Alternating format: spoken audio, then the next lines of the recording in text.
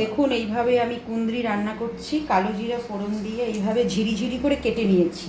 আবার এইভাবে গোটা গোটাও রাখা যায়, ওটা পেঁয়াজ বাটা দিয়ে আদা বাটা দিয়ে রান্না করা যায়। এই মশলাটা পেস্ট করে নেবেন, পেঁয়াজ আদা কাঁচা লঙ্কা রসুন পেস্ট করে নিয়েও দিতে পারেন। আর আমি আজকে এটা ঝিরিঝিরি করেই রান্না করছি। হ্যাঁ, খুব অল্প সময়ের মধ্যে এটা হয়ে যায়।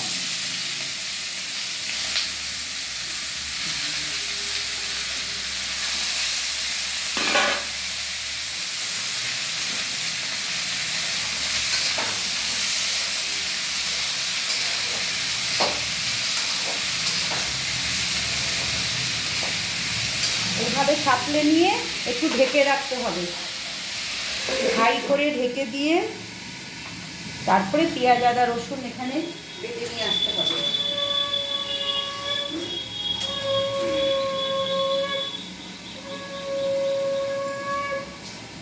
মাছ সাতলানো হয়ে গেছে। এখন আমি এখানে নুন দিলাম,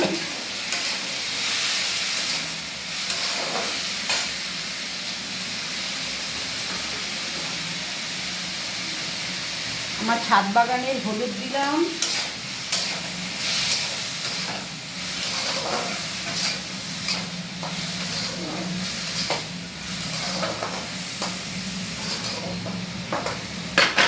এইভাবে ঢেকে দেব, 10 মিনিটের মতো ঢেকে দেব, তারপরে এটা রান্না হবে।